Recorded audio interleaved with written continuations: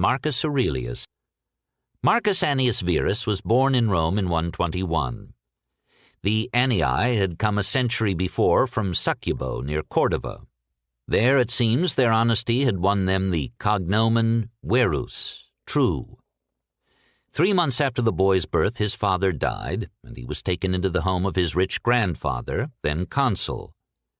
Hadrian was a frequent visitor there. He took a fancy to the boy and saw in him the stuff of kings. Seldom has any lad had so propitious a youth, or so keenly appreciated his good fortune. "To the gods," he wrote 50 years later, "I am indebted for having good grandparents, good parents, a good sister, good teachers, good kinsmen and friends, nearly everything good." Time struck a balance by giving him a questionable wife and a worthless son. His Meditations lists the virtues these people had and the lessons he received from them in modesty, patience, manliness, abstemiousness, piety, benevolence, and a simplicity of life far removed from the habits of the rich, though wealth surrounded him on every side. Never was a boy so persistently educated. He was attached in boyhood to the service of temples and priests. He committed to memory every word of the ancient and unintelligible liturgy, and though philosophy later shook his faith, it never diminished his sedulous performance of the old exacting ritual. Marcus liked games and sports, even bird snaring and hunting, and some efforts were made to train his body as well as his mind and character. But 17 tutors in childhood are a heavy handicap. 4 grammarians, 4 rhetors, 1 jurist, and 8 philosophers divided his soul among them. The most famous of these teachers was M. Cornelius Fronto, who taught him rhetoric. Though Marcus loved him, lavished upon him all the kindnesses of an affectionate and royal pupil, and exchanged with him letters of intimate charm, the youth turned his back upon oratory as a vain and dishonest art, and abandoned himself to philosophy. He thanks his instructors for sparing him logic and astrology, thanks Diognetus the Stoic for freeing him from superstition, Junius Rusticus for acquainting him with Epictetus, and Sextus of Chaeronea for teaching him to live in conformity with nature. He is grateful to his brother Severus for telling him about Brutus, Cato of Utica, Thracia, and Helvidius. From him I received the idea of a state in which there is the same law for all, a polity of equal rights and freedom of speech, and the idea of a kingly government that most of all respects the freedom of the governed. Here the Stoic ideal of monarchy takes possession of the throne. He thanks Maximus for teaching him self-government and not to be led aside by anything, cheerfulness in all circumstances, and a just admixture of gentleness and dignity, and to do appointed tasks without complaining.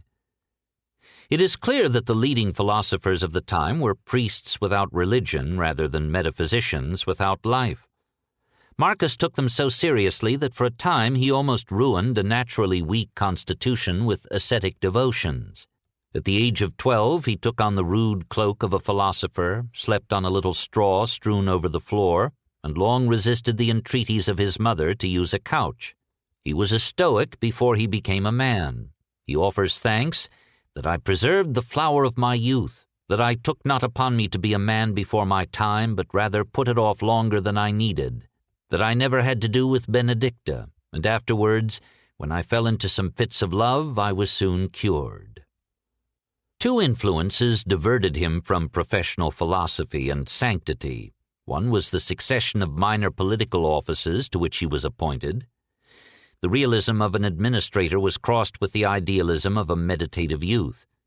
The other was his close association with Antoninus Pius. He did not fret at Antoninus's longevity, but continued his life of Stoic simplicity, philosophical study, and official duties, while living in the palace and serving his protracted apprenticeship. And the example of his adoptive father's devotion and honesty in government became a powerful influence in his development. The name by which we know him, Aurelius, was the clan name of Antoninus, which both Marcus and Lucius, on their adoption, had taken as their own. Lucius became a gay man of the world, a graceful adept in the pleasures of life. When, in 146, Pius desired a colleague to share the government with him, he named Marcus only and left to Lucius the empire of love. On the death of Antoninus, Marcus became sole emperor. But remembering Hadrian's wish, he at once made Lucius Verus his full colleague and gave him his daughter Lucilla in marriage. At the outset of his reign, as at the end, the philosopher erred through kindness. The division of rule was a bad precedent which, in the heirs of Diocletian and Constantine, would divide and weaken the realm. Marcus asked the Senate to vote Pius divine honors, completed with perfect taste the temple that Pius had raised to his wife, and rededicated it to Antoninus and Faustina both. Its 10 Corinthian monolithic columns are among the finest remains in the Forum. The portico is intact, and the cella, though shorn of its marble facing, has survived as the Church of San Lorenzo in Miranda. He paid the Senate every courtesy and rejoiced to see that many of his philosopher friends had found their way into its membership. All Italy and all the provinces acclaimed him as Plato's dream come true. The philosopher was king. But he had no thought of attempting a utopia. Like Antoninus, he was a conservative. Radicals do not grow up in palaces. He was a philosopher-king in the Stoic rather than the Platonic sense. Never hope, he admonished himself, to realize Plato's republic. Let it be sufficient that you have in some degree ameliorated mankind, and do not think such improvement a matter of small importance. Who can change the opinions of men? And without a change of sentiments, what can you make but reluctant slaves and hypocrites? He had discovered that not all men wished to be saints, and he sadly reconciled himself to a world of corruption and wickedness. The immortal gods consent for countless ages to endure without anger, and even to surround with blessings so many and such evil men. But thou, who hast so short a time to live, art thou already weary? He decided to rely on example rather than law. He made himself, in fact, a public servant. He carried all the burdens of administration and judgment, even that part which Lucius had agreed to take but was neglecting. He allowed himself no luxury, treated all men with simple fellowship, and wore himself out by being easy of access. He was not a great statesman. He spent too much of the public funds in cash gifts to the people and the army, gave each member of the Praetorian Guard 20,000 sesterces, increased the number of those who could apply for free corn, provided frequent and costly games, and remitted large sums in unpaid taxes and tribute. It was generosity with many precedents, but unwise at a time when rebellion or war visibly threatened or was breaking out in several provinces and on far-spread frontiers. Marcus continued sedulously that reform of law which Hadrian had begun. He increased the number of court days and reduced the length of trials. He himself often sat as judge, inflexible against grave offenses, but usually merciful. He devised legal protection for wards against dishonest guardians, for debtors against creditors, for provinces against governors. He connived at the rejuvenation of the forbidden collegia, legalized those associations which were chiefly burial societies, made them legal persons eligible for bequests, and established a fund for the interment of poor citizens. He gave the alimenta the widest extension in their history. After the death of his wife, he created an endowment for the aid of young women. A pretty bas-relief shows us such girls crowding around the younger Faustina, who pours wheat into their laps. He abolished mixed bathing, forbade extravagant remuneration to actors and gladiators, restricted, according to their wealth, the expenditures of the cities on games, required the use of foiled weapons in gladiatorial contests, and did all that sanguinary custom would allow to banish death from the arena. The people loved him, but not his laws. When he enlisted gladiators in his army for the Marcomannic Wars, the populace cried out in good-humored anger, "He is taking our amusement from us. He wants to force us to be philosophers." Rome was preparing, but not quite ready, to be Puritan. It was his misfortune that his fame as a philosopher and the long peace under Hadrian and Antoninus encouraged rebels within and barbarians without. In 162, revolt broke out in Britain, the Cati invaded Roman Germany, and the Parthian king Vologases III declared war upon Rome. Marcus chose able generals to put down the revolt in the north, but he delegated to Lucius Verus the major task of fighting Parthia.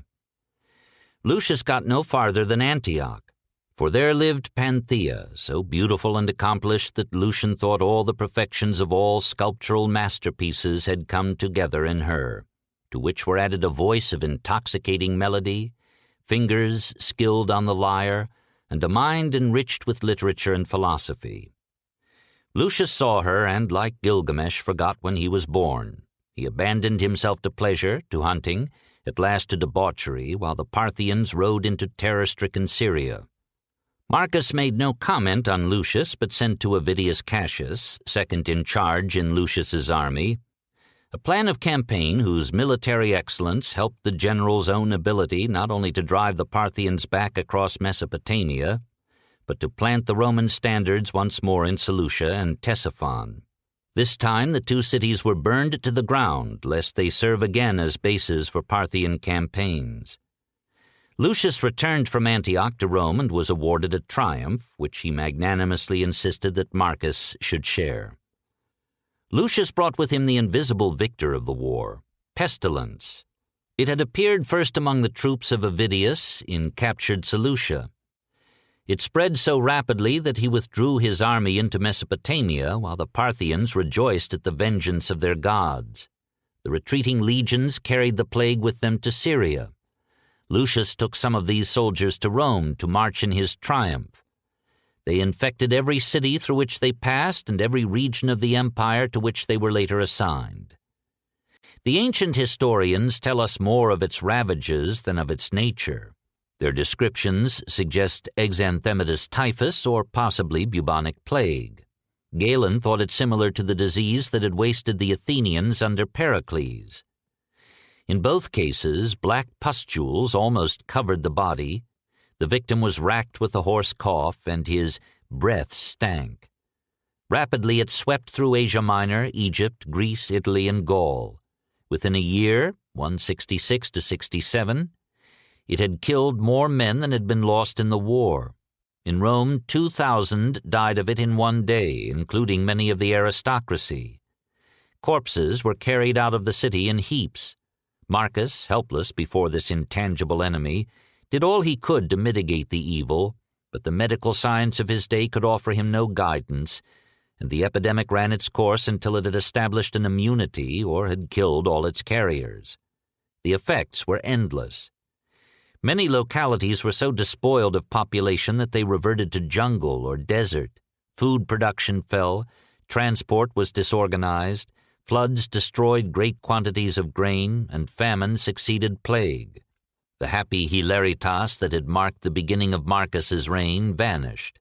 Men yielded to a bewildered pessimism, flocked to soothsayers and oracles, clouded the altars with incense and sacrifice, and sought consolation where alone it was offered them, in the new religions of personal immortality and heavenly peace.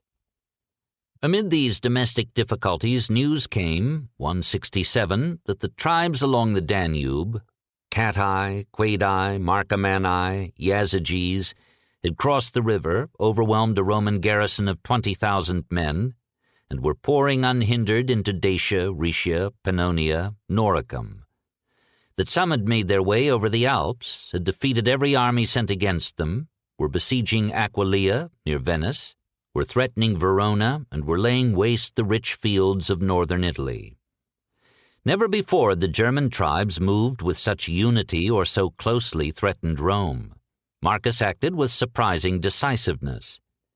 He put away the pleasures of philosophy and determined to take the field in what he foresaw would be the most momentous of Roman wars since Hannibal. He shocked Italy by enrolling policemen, gladiators, slaves, brigands, and barbarous mercenaries into legions depleted by war and pestilence. Even the gods were conscripted to his purpose. He bade the priests of alien faiths to offer sacrifice for Rome according to their various rites. And he himself burned such hecatombs at the altars that a wit circulated a message sent him by white oxen, begging him not to be too victorious. If thou shouldst conquer, we are lost. To raise war funds without levying special taxes, he auctioned off in the Forum the wardrobes, art objects, and jewels of the imperial palaces. He took careful measures of defense, fortified the border towns from Gaul to the Aegean, blocked the passes into Italy, and bribed German and Scythian tribes to attack the invaders in the rear. With energy and courage all the more admirable in a man who hated war, he trained his army into disciplined strength, led them through a hard campaign mapped out with strategic skill, drove the besiegers from Aquileia, and routed them even to the Danube, until nearly all were captured or dead. He understood that this action had not ended the German danger, but thinking the situation safe for a time, he returned with his colleague to Rome. On the way, Lucius died of an apoplectic stroke, and gossip, which, like politics, has no bowels of mercy, whispered that Marcus had poisoned him. From January to September 169, the emperor rested at home from efforts that had strained his frail body close to the breaking point. He suffered from a stomach ailment that often left him too weak to talk. He controlled it by eating sparingly, one light meal a day. Those who knew his condition and his diet marveled at his labors in the palace and the field, and could only say that he made up in resolution what he lacked in strength. On several occasions he called in the most famous physician of the age, Galen of Pergamum, and praised him for the unpretentious remedies he prescribed. Perhaps a succession of domestic disappointments cooperated with political and military crises to aggravate his illness and make him old at 48. His wife, Faustina, whose pretty face has come down to us in many a sculptured portrait, may not have relished sharing bed and board with incarnate philosophy. She was a lively creature who longed for a gayer life than his sober nature could give her. The talk of the town assumed her infidelity. The mimes satirized him as a cuckold, and even named his rivals. Like Antoninus with Faustina the mother, Marcus said nothing. Instead, he promoted the supposed paramours to high office, gave Faustina every sign of tenderness and respect, had her deified when she died, 175, and thanked the gods in his meditations for so obedient and affectionate a wife. No evidence exists upon which to condemn her. Of the 4 children that she gave him, and whom he loved with a passion still warm in his letters to Fronto, 1 girl died in childhood. The surviving daughter was saddened by Lucius's life and widowed by his death.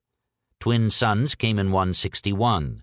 One died at birth, the other was Commodus. Scandalmongers called him a gladiator's gift to Faustina, and he strove all his life long to confirm the tale.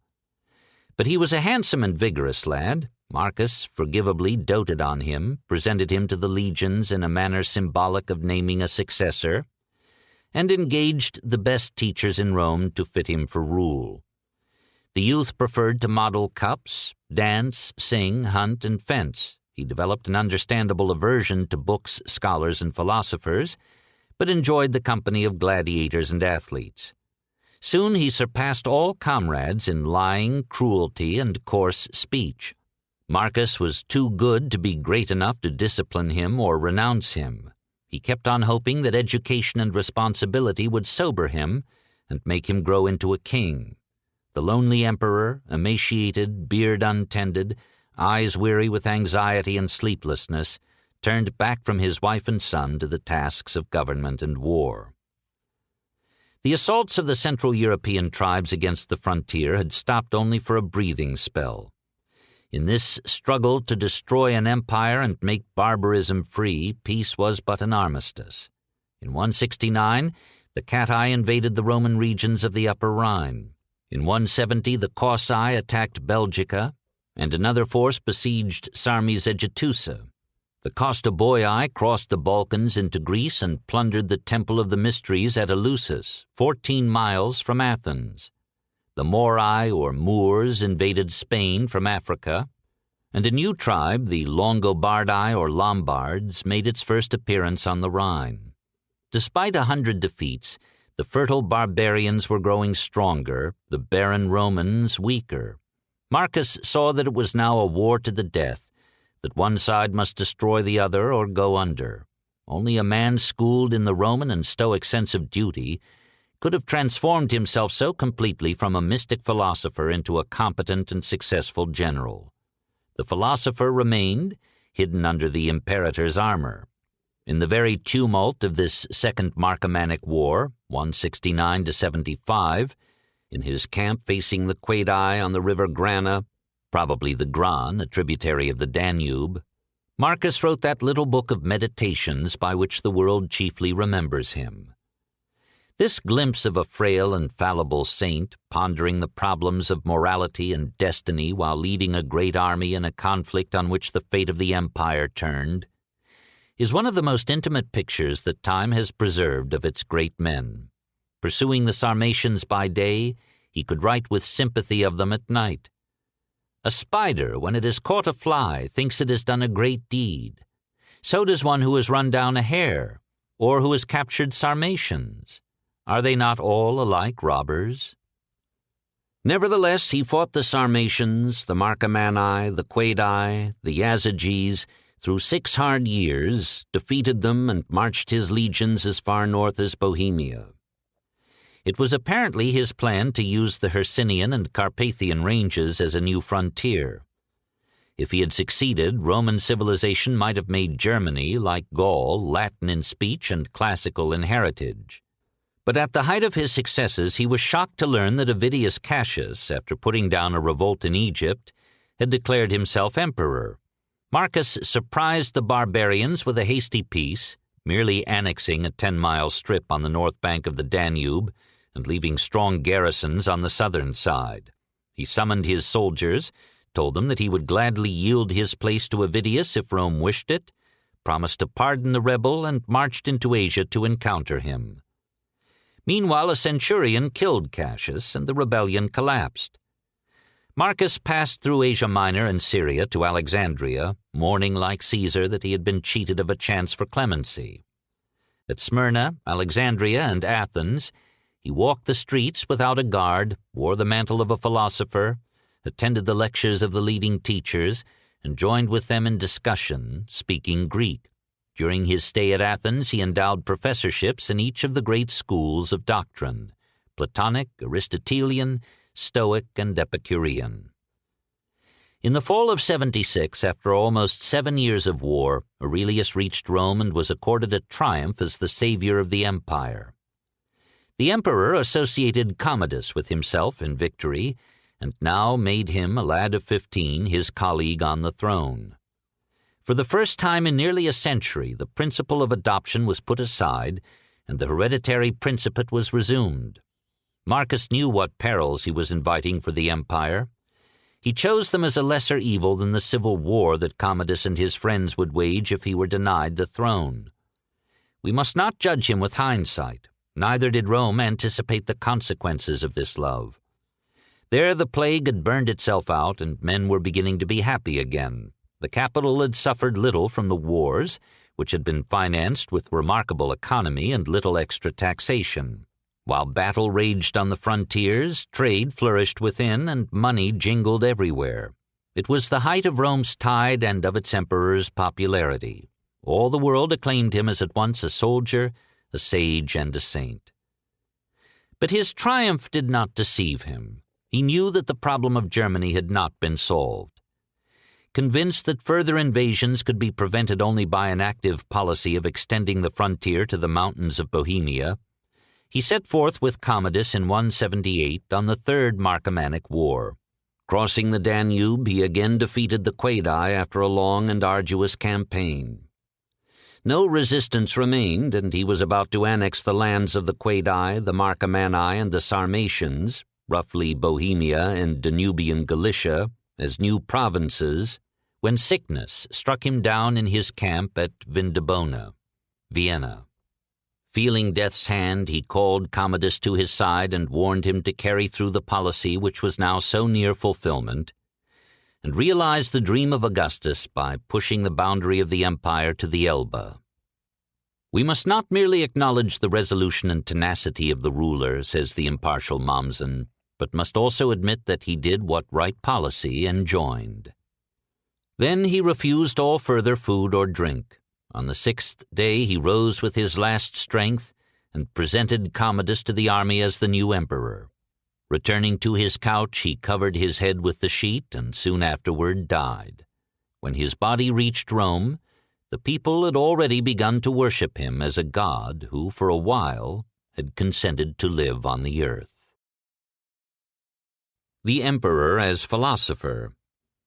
6 years before his death, Marcus Aurelius sat down in his tent to formulate his thoughts on human life and destiny. We cannot be sure that the ta eis heauton, to himself, was intended for the public eye. Probably so, for even saints are vain, and the greatest man of action has moments of weakness in which he aspires to write a book. Marcus was not an expert author. Most of the training that Fronto had given him in Latin was wasted now, since he wrote in Greek. Besides, these golden thoughts were penned in the intervals of travel, battles, revolts, and many tribulations. We must forgive them for being disconnected and formless, often repetitious, sometimes dull. The book is precious only for its contents, its tenderness and candor, its half-conscious revelations of a pagan, Christian, ancient, medieval soul. Like most thinkers of his time, Aurelius conceived philosophy not as a speculative description of infinity, but as a school of virtue and a way of life. He hardly bothers to make up his mind about God. Sometimes he talks like an agnostic, acknowledging that he does not know, but having made that admission, he accepts the traditional faith with a simple piety. Of what worth is it to me, he asks, to live in a universe without gods or providence? He speaks of deity now in the singular, now in the plural, with all the indifference of Genesis. He offers public prayer and sacrifice to the old divinities, but in his private thought he is a pantheist, deeply impressed with the order of the cosmos and the wisdom of God. He has a Hindu's sense of the interdependence of the world and man. He marvels at the growth of the child out of a little seed, the miraculous formation of organs, strength, mind, and aspiration out of a little food. He believes that if we could understand, we should find in the universe the same order and creative power as in man. All things are implicated with one another, and the bond is holy. There is a common reason in all intelligent beings. One God pervades all things, one substance, one law, one truth. Can a clear order subsist in thee, and disorder in the all? He admits the difficulty of reconciling evil, suffering, apparently unmerited misfortune, with a good providence, but we cannot judge the place of any element or event in the scheme of things unless we see the whole, and who shall pretend to such total perspective? It is therefore insolent and ridiculous for us to judge the world. Wisdom lies in recognizing our limitations, in seeking to be harmonious parts of the universal order, in trying to sense the mind behind the body of the world and cooperating with it willingly. To one who has reached this view, everything that happens justly, i.e., as in the course of nature. Nothing that is according to nature can be evil. Everything natural is beautiful to him who understands. All things are determined by the universal reason, the inherent logic of the whole, and every part must welcome cheerfully its modest role and fate. Equanimity, the watchword of the dying Antoninus, is the voluntary acceptance of the things that are assigned to thee by the nature of the whole. Everything harmonizes with me that harmonizes with thee, O universe. Nothing for me is too early or too late which is in due time for thee. Everything is fruit to me that thy seasons bring, O nature. From thee are all things, in thee are all things, to thee all things return. Knowledge is of value only as a tool of the good life. What then can direct a man? One thing only, philosophy. Not as logic or learning, but as a persistent training in moral excellence. Be thou erect or be made erect. God has given every man a guiding daimon or inner spirit, his reason. Virtue is the life of reason. These are the principles of the rational soul. It traverses the whole universe and surveys its form and extends itself into the infinity of time and embraces the cyclical renewal of all things, and comprehends that those who come after us will see nothing new, nor have those before us seen anything more. But in a manner he who is 40 years old, if he has any understanding at all, has seen, by virtue of this uniformity, all things that have been or will be. Marcus thinks his premises compel him to Puritanism. Pleasure is neither good nor useful. He renounces the flesh and all its works, and talks at times like some Anthony in the Thebaid. Observe how ephemeral and worthless human things are, and what was yesterday a little mucus, tomorrow will be a mummy or ashes. The whole space of a man's life is but little, and yet with what troubles it is filled, and with what a wretched body it must be passed. Turn it inside out, and see what kind of thing it is. The mind must be a citadel free from bodily desires, passions, anger, or hate. It must be so absorbed in its work as hardly to notice the adversities of fortune or the barbs of enmity. Every man is worth just so much as the things about which he busies himself. He reluctantly concedes that there are bad men in this world. The way to deal with them is to remember that they too are men, the helpless victims of their own faults by the determinism of circumstance. If any man has done thee wrong, the harm is his own. It is thy duty to forgive him. If the existence of evil men saddens you, think of the many fine persons you have met and the many virtues that are mingled in imperfect characters. Good or bad, all men are brothers, kinsmen in one God. Even the ugliest barbarian is a citizen of the fatherland to which we all belong. As Aurelius, I have Rome for my country, as a man, the world. Does this seem an impracticable philosophy? On the contrary, nothing is so invincible as a good disposition, if it be sincere. A really good man is immune to misfortune, for whatever evil befalls him leaves him still his own soul. Will this evil that has happened prevent thee from being just, magnanimous, temperate, prudent, modest, free? Suppose that men curse thee, kill thee, cut thee in pieces. What can these things do to prevent thy mind from remaining pure, wise, sober, and just? If a man stand by a limpid, pure spring and curse it, the spring never ceases to send up clean water. If he cast dirt into it or filth, it will speedily wash them out and be unpolluted again.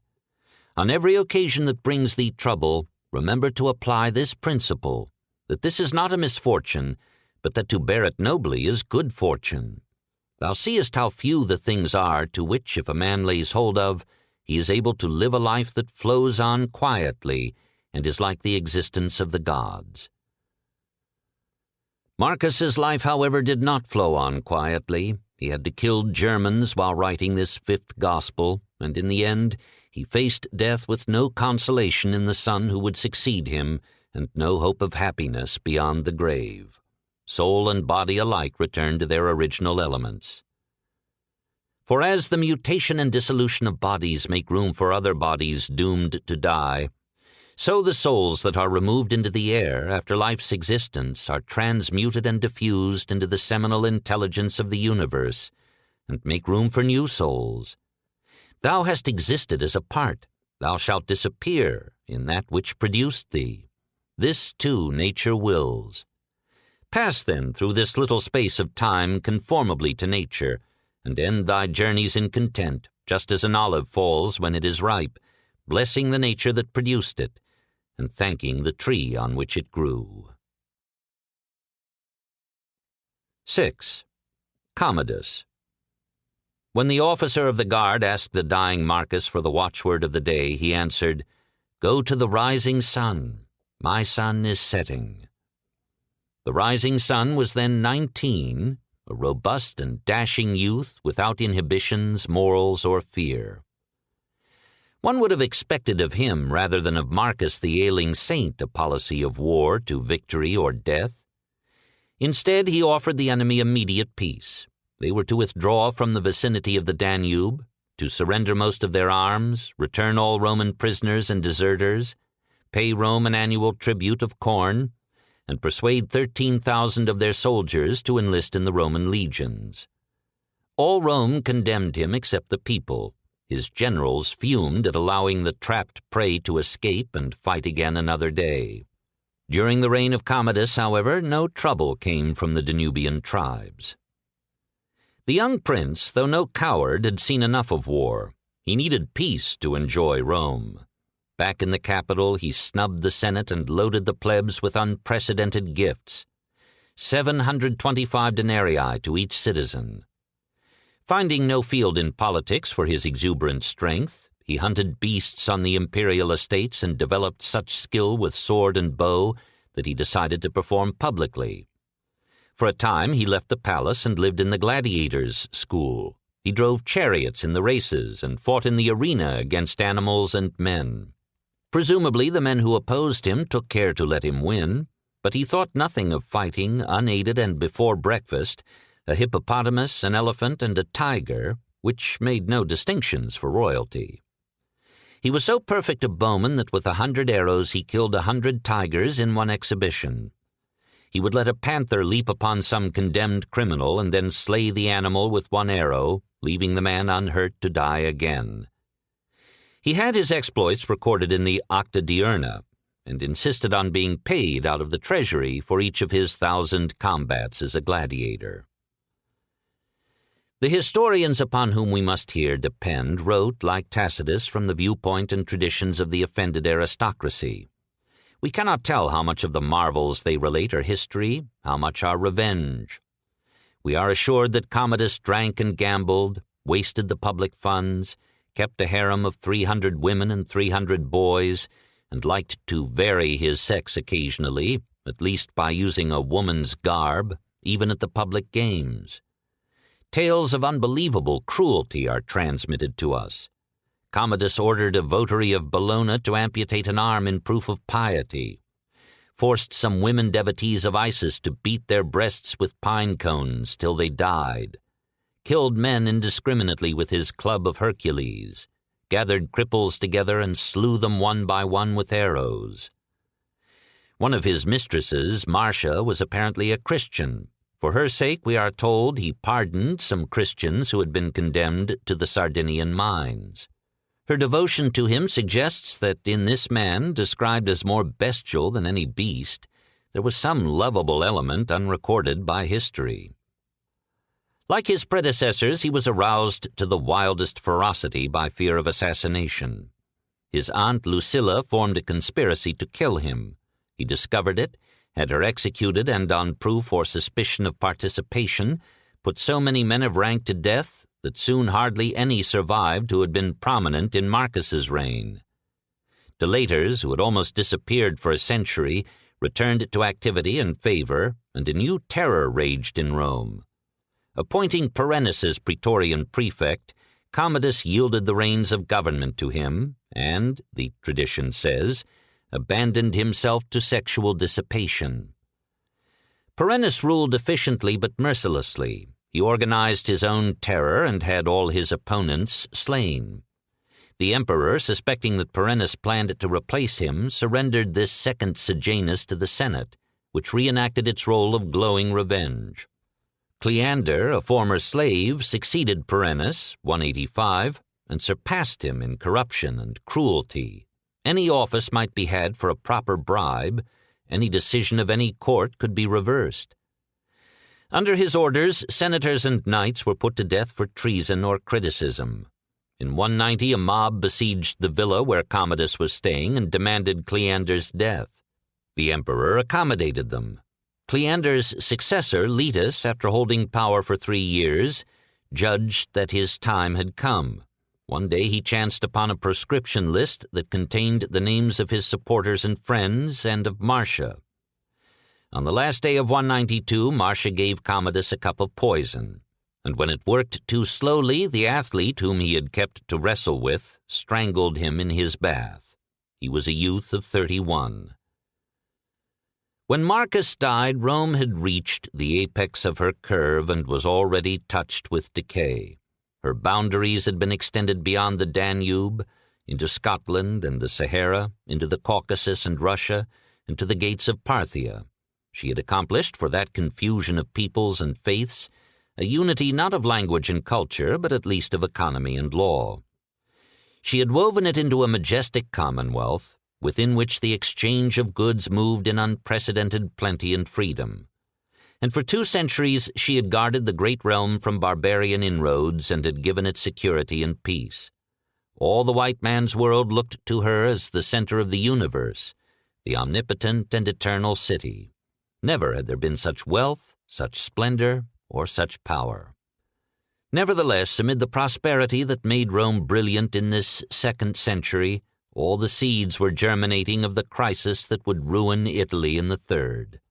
Marcus had contributed heavily to the debacle by naming Commodus his heir and by wars that centralized ever more authority in the hands of the emperor. Commodus kept in peace the prerogatives assumed by Aurelius in war. Private and local independence, initiative, and pride withered as the power and functions of the state increased, and the wealth of nations was drained away by ever-rising taxation to support a self-multiplying bureaucracy and the endless offensives of defense. The mineral wealth of Italy was diminishing, pestilence and famine had taken bitter toll, the system of tillage by slaves was failing, governmental expenditures and doles had exhausted the treasury and debased the currency. Italian industry was losing its markets in the provinces through provincial competition, and no economic statesman appeared to make up for a languishing foreign trade by a wider distribution of buying power at home. Meanwhile, the provinces had recovered from the exactions of Sulla, Pompey, Caesar, Cassius, Brutus, and Antony.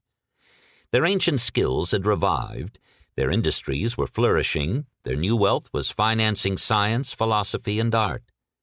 Their sons replenished the legions, their generals led them. Soon their armies would hold Italy at their mercy and make their generals emperors. The process of conquest was finished and was to be reversed. Henceforth, the conquered would absorb the conquerors. As if conscious of these omens and problems, the mind of Rome at the close of the Antonine Age sank into a cultural and spiritual fatigue. The practical disfranchisement of first the assemblies and then the Senate had removed the mental stimulus that comes from free political activity and a widespread sense of liberty and power. Since the prince had almost all authority, the citizens left him almost all responsibility. More and more of them, even in the aristocracy, retired into their families and their private affairs. Citizens became atoms, and society began to fall to pieces internally precisely when unity seemed most complete. Disillusionment with democracy was followed by disillusionment with monarchy. The golden thoughts of Aurelius were often leaden thoughts, weighted down with the suspicion that Rome's problems could not be solved, that the multiplying barbarians could not long be held back by a sterile and pacific breed. Stoicism, which had begun by preaching strength, was ending by preaching resignation. Almost all the philosophers had made their peace with religion. For 400 years, Stoicism had been to the upper classes a substitute for religion. Now the substitute was put aside, and the ruling orders turned back from the books of the philosophers to the altars of the gods. And yet paganism, too, was dying. Like Italy, it was flushed only with governmental aid and was nearing exhaustion. It had conquered philosophy, but already its temple precincts heard reverently the names of invading deities. The age was heavy with the resurrection of the provinces and the incredible victory of Christ.